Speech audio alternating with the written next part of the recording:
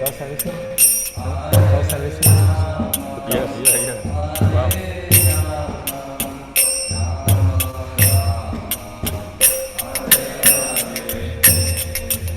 Hare Krishna, Krishna, Krishna Krishna, Hare Hare, Hare Rama, Hare Rama, Rama Rama, Hare Hare, Hare Krishna.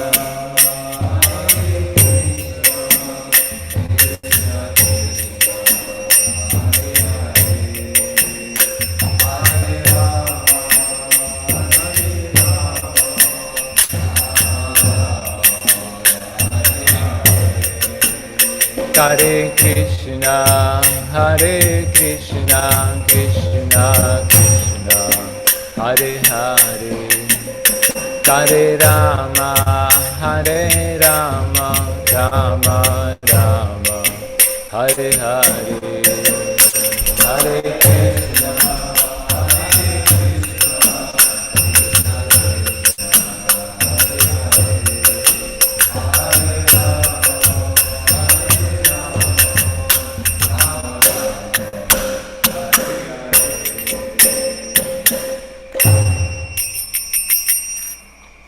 Jai Shri Shri Radha Damodar Ki Jai. Nitai Gaur Premanande. Om Namo Bhagavate Vasudevaya.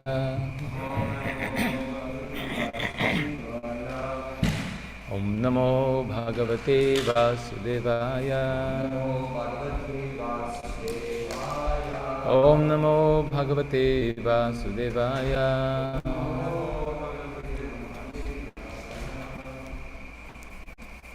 Naranam Namaskritya Naram Chaiva Narottam Devim Saraswatim Vyasam Tato Jayamudiret. Okay, so we're reading from Srimad Bhagavatam, Canto 4, Chapter 27. Attack by Chandavega on the city of Puranjana. Text 14. Gandhargastadrishir asya maitunyas cha sitas sitaha parivritya vilumpanti sarvakama vinirmitam.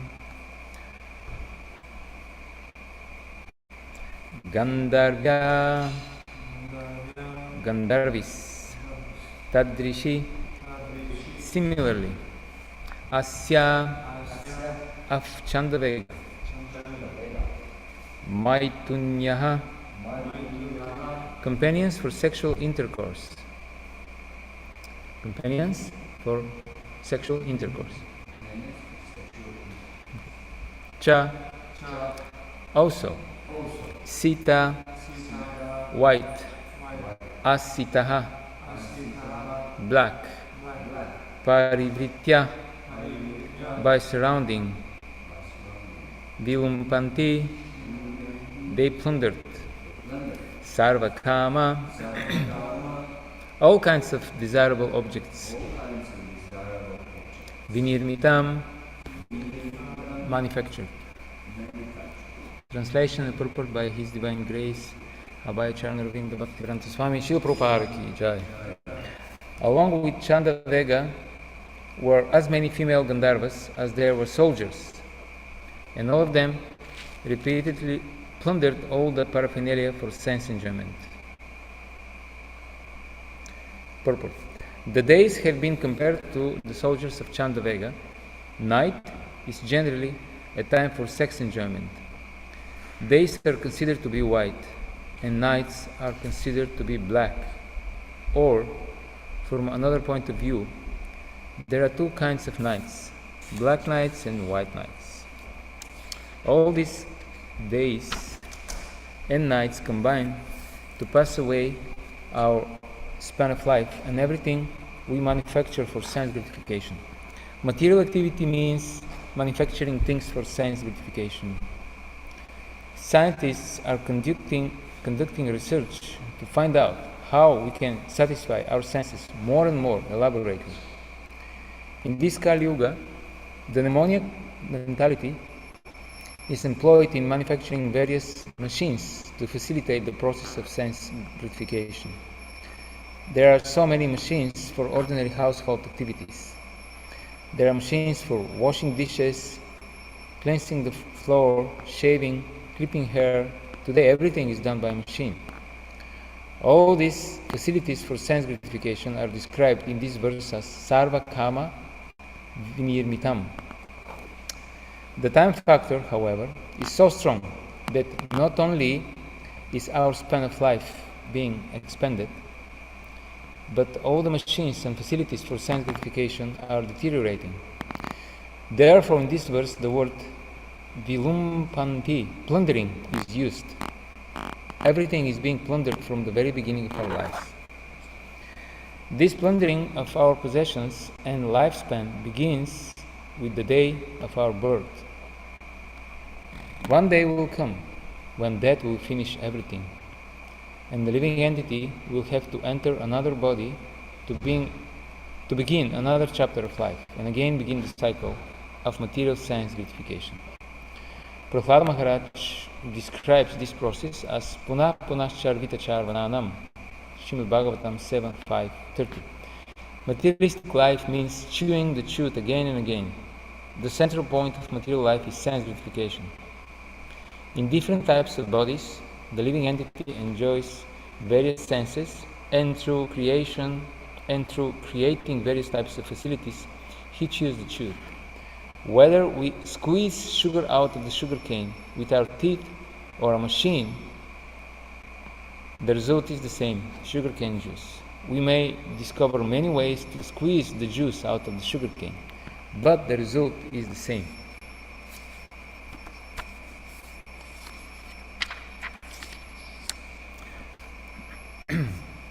Along with the Chandavega were as many female Gandharvis as there were soldiers, and all of them repeatedly plundered all the paraphernalia for sense enjoyment.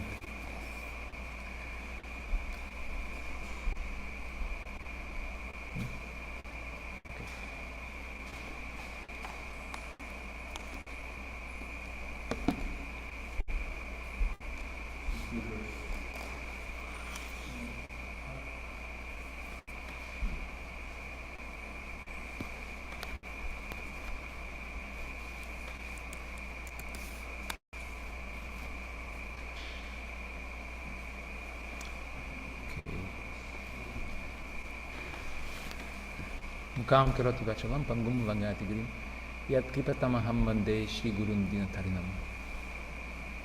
Om Gyanati Mirandasya Giranjana Shalakya Chakshur Unmilitamina Tasmai Shri Gurave Namaha. Jai Shri Krishna Chaitanya Prabhu Nityananda Shri Advaita Gadadhar Shivasari Gaur Bhakta Vrinda. Hare Krishna Krishna Krishna Hare Hare, Hare Rama Rama Rama Hare Hare. So the conditioned soul claims everything around him and tries to enjoy it as much as possible. Even the living entities. The living entities in the mind of the conditioned soul are degraded from persons to objects of sense enjoyment. So, and sense enjoyment happens in time. Therefore, and in space also. So therefore, this Ishvara Bhava, the desire to control and enjoy, expands in the direction of the time. So everybody, all conditioned souls, every morning they wake up with the conviction that they are the rightful proprietors of the next 24 hours of their time, their day, and they think time is mine. This is my time. Of course, somebody told me, my brother actually, he told me once, you know, even if you are atheist and you don't believe in God, still you have to go to work. There is a job. So significant part of the day, you have to work. You have to employ your senses for the pleasure of somebody else. You are told what to do. But then when the working hours are over, then finally it's time for you. Or at least this is the narrative. That's what they believe. So the time is, they claim, the conditions so claim the time, and time is mine, they think. And therefore, when something happens in their life, for example, they are looking forward for a quiet evening, and they can do whatever they want, and then some friend comes by, and then they realize, oh, I have to share now my time with this person. It's not my time anymore. I had plans, but now I have to welcome him, and I have to take care of him. He's a guest, etc. They become very angry, very frustrated. So the time is, they think it's commodity that belongs to them. But actually, we learn from Bhagavatam that time is energy of Krishna, and if you think it's yours, then for you to enjoy, then it disappears very quickly. Therefore, this famous verse, I think Srila Prabhupada paraphrased this verse somewhere in this section. The famous verse from Bhagavatam, with the sunrise, the sun, and sunset. The sun actually time factor. The sun is just the agent. Decreases our lifespan. Unless you use your time for glorifying the Lord. Then, because you don't have the claim, you don't claim this is my time, then there's nothing to lose. So if you claim that it's yours, then you will lose it. But if you don't claim it's yours, if you use it properly for devotional service, then there is nothing to lose. You only gain. What you will gain? You will gain eternal life. So the same goes with with everything else. In the Chaitanya Charitamrita, there is this verse which explains there is certain term that the Vaishnavas in Bengal they use when you offer the bhoga to the deity, when you take away, so you cook something, so you take away this part that you offer specifically at the altar, they use special term that means increasing. Actually the food is decreasing because you take a portion of it, but actually it's increasing because you're offering to the Lord. So anything what we offer to the Lord is for our eternal benefit. Krishna doesn't need actually our offerings, but it's for our benefit. So I would like to read a little bit from the beginning of this chapter because it's very interesting. Many interesting purports by Srila Prabhupada.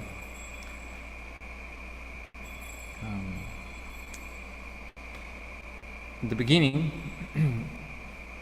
beginning of this chapter, if you remember, Narada Muni describes how, overwhelmed by sense enjoyment, Puranjana, our hero, the character in this chapter, he forgot the goal of life.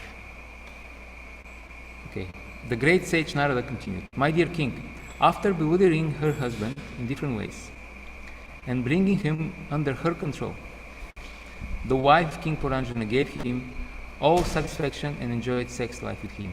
And then Vishwanath Chakravarti Thakur comments, "The dharmic jiva, encountering some obstacles, becomes contaminated internally by various sins.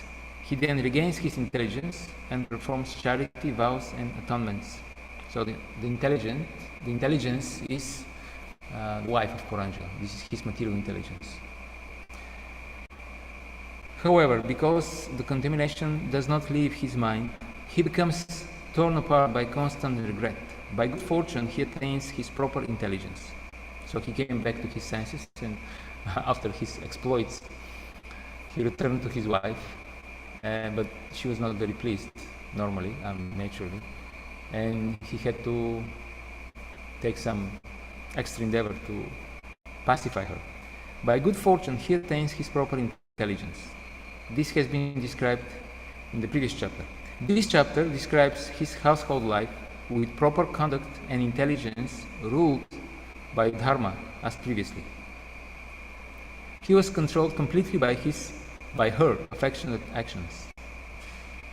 Giving up the inclination for sinful life, the jiva becomes attached to dharmic intelligence as before. So Puranjana came back home and he pleased his wife, and here it is stated that he was completely controlled by her. So this is the way how the wife controls the husband, by service. This is mentioned in several places in Bhagavatam. Krishna tells this in 9th canto. He explains this truth to Durvasa Muni. He says, I'm not independent. Krishna says, you came to me because you think I'm independent. And I'm the controller. I'm the Ishvara. And Ishvareshvara, the controller of all controllers. And therefore you came here and you're taking shelter, thinking that I can save you because I'm independent. I can save you from my weapon, personal weapon, Sudarshan Chakra. But the truth is that I'm also not independent, Krishna says. I'm dependent on my devotees. How the devotees are controlling the Lord? By selfless devotional service, by love and affection. In the same way, Krishna says, in the same way the chaste wife brings her husband under control, in the same way my devotees bring me under control. So this is the way to control your husband, the pious way. The impious way is by force, by coercion. It doesn't work, but people try, but doesn't work. By violence, coercion, by force. That's the Kali Yuga way. But the proper way is by service. Premnanu Vritya Shirina, Prashraya Vanatasati, Biyakriyacha Bhavagya, Premna Sita Haram Manaha. This is the way in 9th canto. It is described how Sita Devi brought Ramachandra under control by being very chaste, by being very affectionate, and by understanding the mood of her husband and following. So this is one side of the story. How, and Srila Prabhupada explains, this is the victory of a woman, if she can, by her good qualities, if she can bring her husband under control. This is the victory of the chaste woman. But this is the one side of the story, and now we will hear the other side. What happens when the very pious, obedient wife actually controls the husband? Then, if he is too attached to her, then it's also not good, because this will slacken his sadhana, his devotional service. Okay, Srila Prabhupada elaborates. By coming home, taking his bath, eating nice foodstuffs, getting refreshed, and searching out his wife, King Puranjana came to his good consciousness in his family life. In other words, a systematic family life, as enjoined in the Vedas, is better than irresponsible sinful life. If a husband and wife combine together in Krishna consciousness and live together peacefully, that is very nice. However, if a husband becomes too much attracted by his wife and forgets his duty in life, the implications of materialistic life will again resume. So, therefore, it is a step forward for brahmachari to get married, unless he is Naishtiki brahmachari, of course. Then he will not get married. But normally for brahmacharis, this is advancement, because now he takes care not only for himself, and he becomes aware not only about himself, but he has to be aware of a wider range of living entities and facilities, and he has to make plan how to connect all this to Krishna. So it is, in one sense, it is advancement. However, there is a risk that one becomes too attached to material enjoyment, because family life is a license for material enjoyment. So Srila Prabhupada in one purport in Gita, he says, one should not be attracted even to the bona fide sense enjoyment. Should not get attached to it, although it's not sinful. And Prabhupada gives analogy, just like on the King's Road, on the Royal Road, yeah, on the Royal Road, there can be an accident. The same way, even when it is bona fide, it is lawful enjoyment, one can still get attached to it. So, however, if a husband becomes too much, okay, so it's better to get married instead of just irresponsibly enjoying sense gratification just like an animal. It's better, but once you get married, then you should be careful also. It's not the spiritual advancement in the Grihastha ashram is not automatic. Just like in any other ashram, it's not automatic that you advance just because you become Grihastha or Brahmachari or Vanapasta or Sannyasi.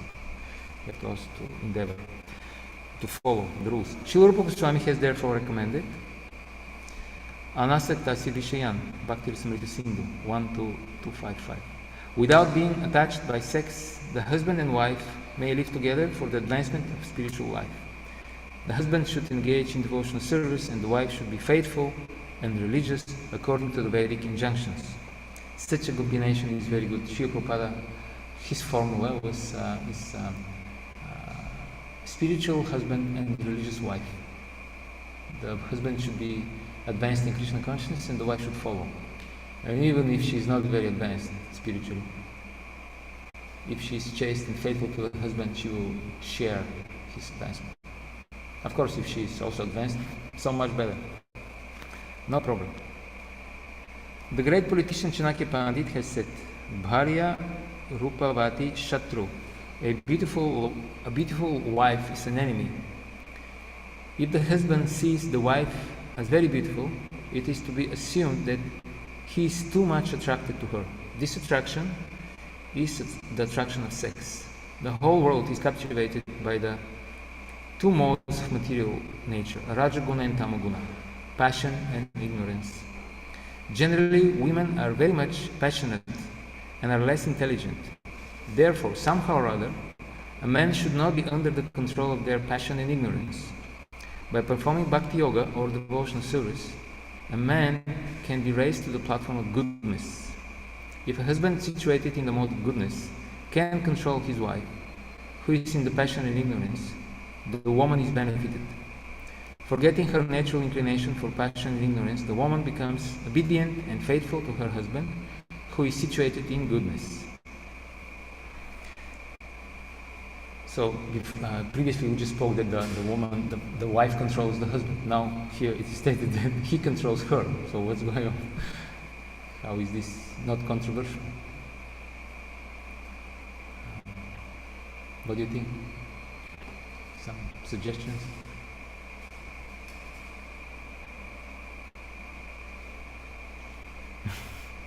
They both have their sphere of control. They have their own sphere of influence. Okay.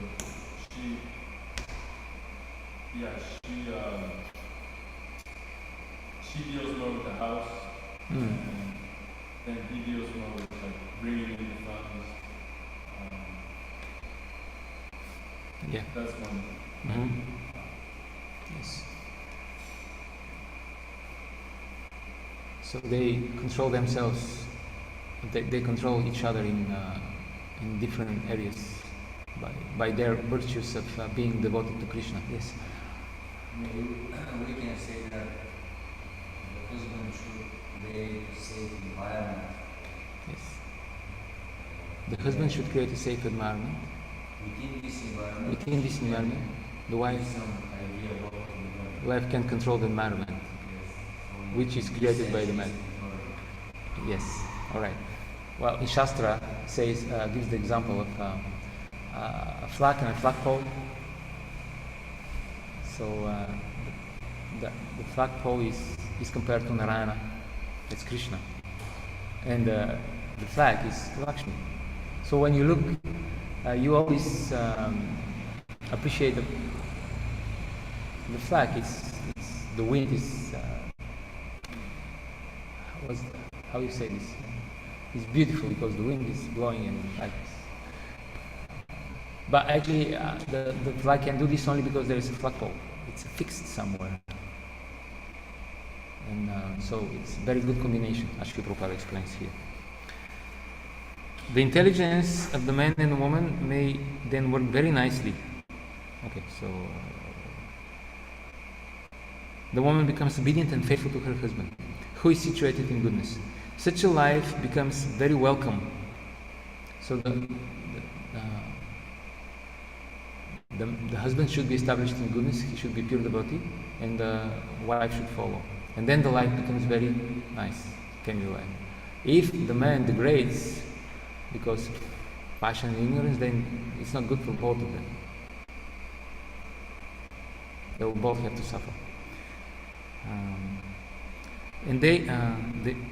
Such a life becomes very welcome. The intelligence of the man and woman may then work very nicely together, and they can make a progressive march towards spiritual realization. Otherwise, the husband, coming under the control of the wife, sacrifices his quality of goodness and becomes subservient to the qualities of passion and ignorance. In this way, the whole situation becomes polluted. The conclusion is that a household life is better than a sinful life devoid of responsibility. But if in the household life the husband becomes subordinate to the wife, involvement in materialistic life again becomes prominent. In this way, a man's material bondage becomes enhanced. Why enhanced? Because, let's say, because before he was in Maya, while he was on his own. And now, because of his irresponsible behavior, he plunges in Maya other people also. His wife is in Maya, the kids are in Maya, his friends, social circle, everybody is in Maya, because he lacks the proper training and he doesn't perform his duty properly. Because of this, according to the Vedic system, after a certain age, a man is recommended to abandon his family life for the stages of Vanaprastha and Sannyasa.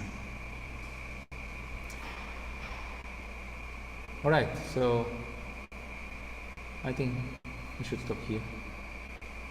Questions? Comments?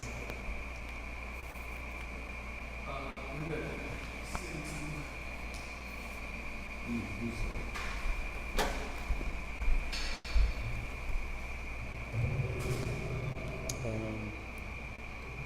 can take your question. You take your question first. What is the question? I don't see the question. You can show ask. Oh, okay. Just say Queenie, you can ask, and she'll say that. Okay, so Mataji can ask question. Queenie.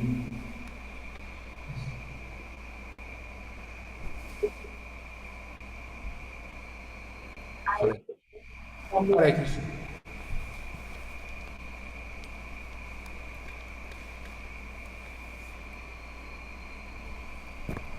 We don't hear anything here. Hare Krishna. Now we heard something. Hare Krishna, can you hear me? Now we can hear you, yes. Yes. Maybe I should type then. No, you can say. You can speak. We hear you. Oh, okay. Sorry. Thank you for your class, Prabhu. Very helpful. And yeah, it was. I was wondering the last part that you was reading about how the husband can be in the mode of goodness, and lead the wife. But in this age of Kali Yuga, we no longer in Vedic society, and I wonder if, I mean, this may not be a question for brahmachari. If that's inappropriate, please forgive me. But I wonder if anyone maybe in the audience also have witnessed that now husband and wife, there could be family that the wife is more in the mode of goodness and the husband more in the mode of passion, and then but they support each other together. Because I was thinking that in this area of Kali Yuga, and when especially when the men read this purpose and they think that even though they're not actually in the mode of goodness, but they think that, oh, I'm in the mode of goodness and I'm supposed to lead my wife. So then it sort of creates some disturbance in family life. I mean, it's just a scenario that I imagine that could potentially happen when reading this purport. So I wonder what you think about it. And yeah, if you have some insight, please share. Thank you so much. Can you sum it up? Okay, so the question is, in Kali Yuga, sometimes we see that actually the wife is more in Sattva Guna than the husband. In other words, she's more advanced. So maybe in this scenario also they can help each other and advance.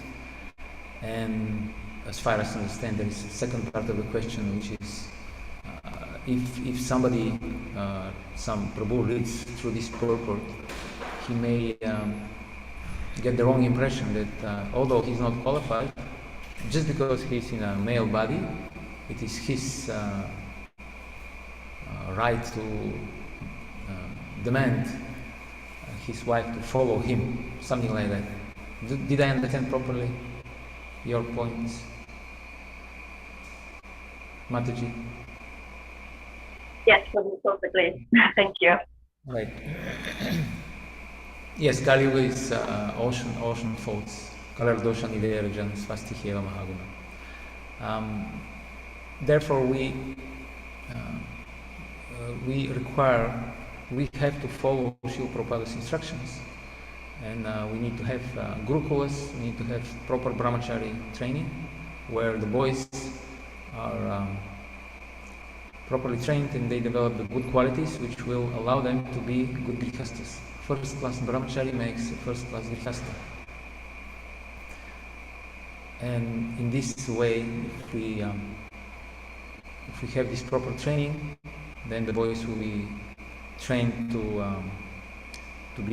follow the authority, to be very respectful, to be always active, to be clean, and these are all good qualities which will allow them to become successful in the family life.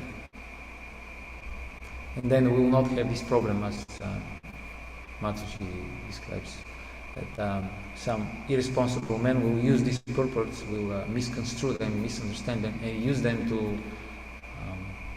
to their own material advantage, to exploit their wives, all these inappropriate things. So, and as far as the first part of the question, when the wife is more in Sattva than the husband, anything is possible in Kali Yuga, especially. There are many exceptions. I mean, I don't know many. There's some exceptions, but the exceptions don't override the rule. They actually confirm the rule. Can be. Still, male and female nature are fixed by the Lord, and they're different. And in most cases, it is expected that the man should be qualified, and the wife should follow him. That's the natural tendency of the female nature, anyway, to follow. So we just have to make sure we provide a good stock of properly trained men, so that they can lead. And that's true. If Shastra says the wife should follow the husband, but if the husband doesn't go anywhere, how do you follow such a person? He has to move somewhere towards Krishna, then she can follow. So if he's not qualified, then it's difficult. So again, it's Gurukula training, Brahmachari training. We require all these things because this is part of Srila Prabhupada's instructions, and we have to do them properly. We have to try, even if we had some problems in the past, we have to try again and again to figure it out how to do it properly. The fact that there were some problems with, let's say in the Gurukulas in the past, or in the Brahmachari ashram, but especially in the Gurukula, doesn't mean that now we have to abandon the idea. It's not our call to, it's not our right to get rid of part of Varnashrama, so we don't believe anymore in Gurukulas. No, we have to see how this should be done properly. Like in a family life, in Grihastha ashram, there are also many problems. Many people get divorced, right? It doesn't mean that now we don't believe in family life anymore, right? Nobody says, oh, there are so many problems in Grihastha ashram, that means no, you shouldn't get married anymore. But somehow the same logic goes for some other things, like Gurukula or Varnashrama as a whole. So it's not our call to, it's not our right. We don't have the right to do these things. Our founder Acharya has given us instructions, and we have to execute them. Okay, I hope this, yes, to prove. I was thinking that this is the case.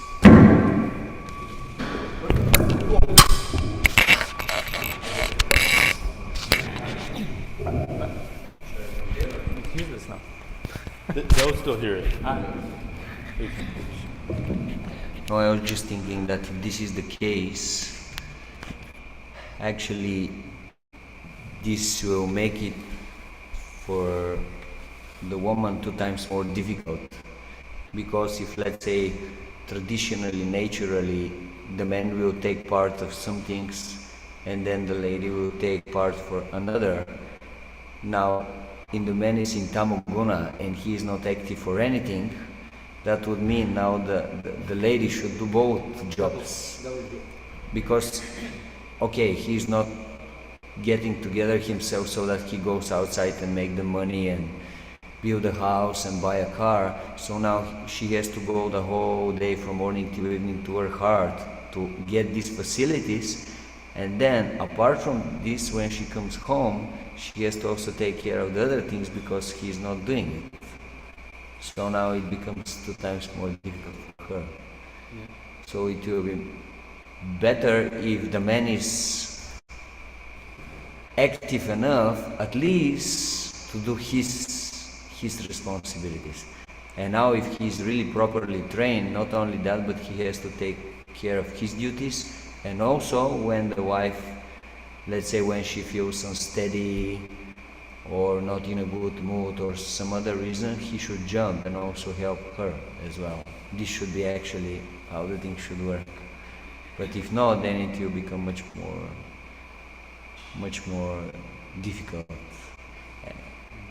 Yeah. And practically we saw sometimes this, like the man is not really active and responsible, and the lady is, because she is a very strong lady, she jumps and she is doing both duties. But generally, at some point, she becomes frightened as well. So she just leaves the husband because she says, okay, that's it, that's enough, I cannot do it anymore. And she finds someone who is more responsible and more active.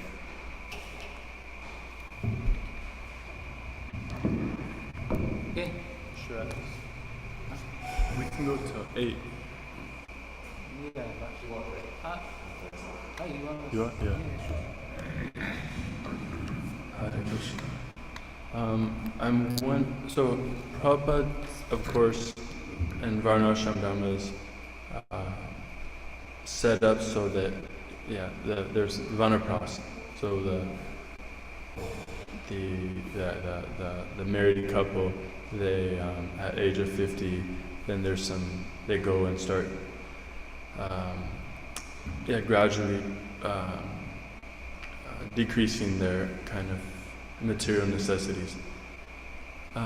So there's obviously, in Prabhupada stresses the Vanaprastha ashram. But also then he says, but for those couples who are engaged in hearing and chanting, there's no need, right? He said there's that statement also. So I'm wondering how to reconcile these two things. I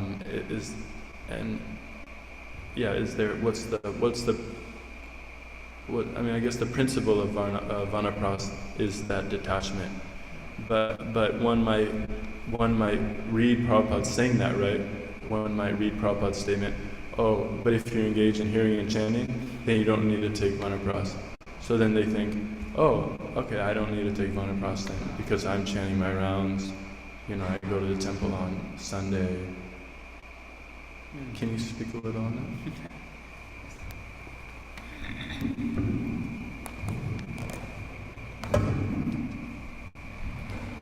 Yeah, it's a natural stage in the human life, and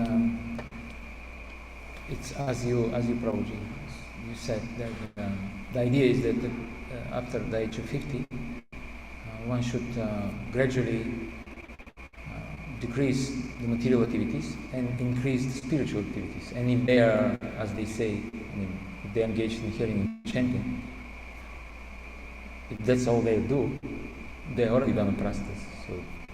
And Vanaprastha has two modes. Vanaprastha can be taken together with the wife or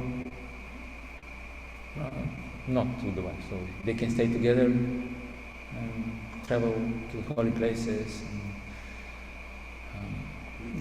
and preach.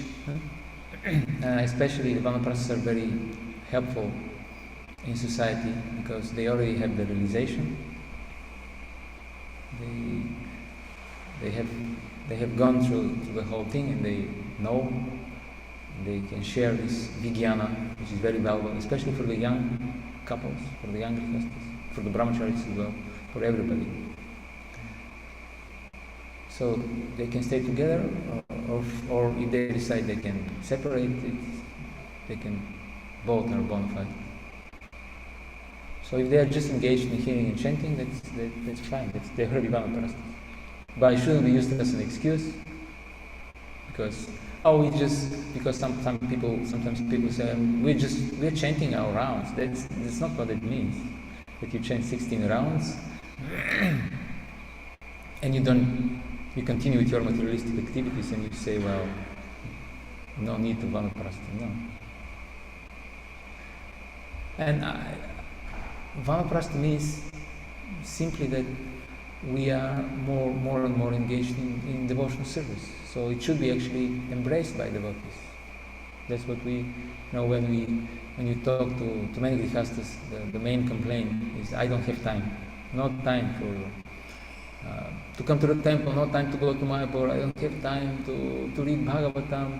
So they are complaining, and it's hard, of course. So one would expect that at one point they will be happy that now there is more time after the age of 50, right? So the Vanaprastha shouldn't be like something it should be something that you are looking forward to, actually. Finally, I have now more time to chant and read and travel with my wife to Vrindavan, to Mayapur. It's nothing scary about it. Of course, no more sex life, no more this buying 150 saris. One should gradually decrease the material fever. That's the time for it. Should take special endeavor to live simple lifestyle. Dharma Shastras explain that if the Vanaprastha can choose between feast and simple khichdi, he should go for the khichdi. The grihastas, they should go for the feast, because that's the time now to engage the senses. But the Vanaprastha mode is how you it's time for renunciation, for gradually decrease the material activities. And for sannyasi, it doesn't matter. He can do both because he's already beyond all these things. Is this answering the question? Or? Some questions online. I don't see any hands online, so yes, Maybe ask them. to ask them. They usually like to ask. Okay, dear devotees, somebody wants to say something?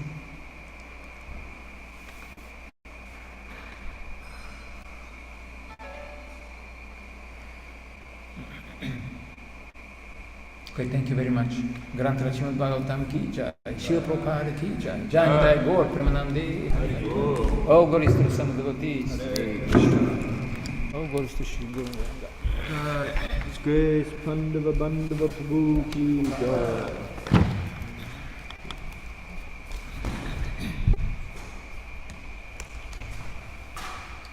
Guru Puja?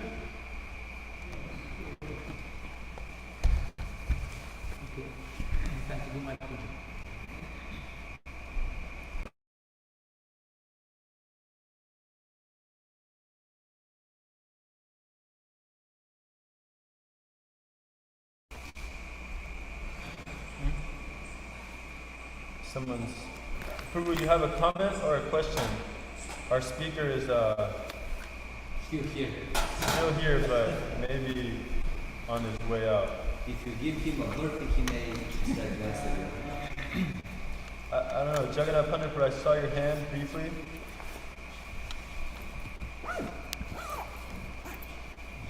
Okay. Yeah. Okay. This sound system works why? To be able to hear you. Yes, indeed, but somehow today it was more spoken than usual. I don't know. Yeah. You could hear It was, yeah, it was a little low. Later in the class, it was okay though, right?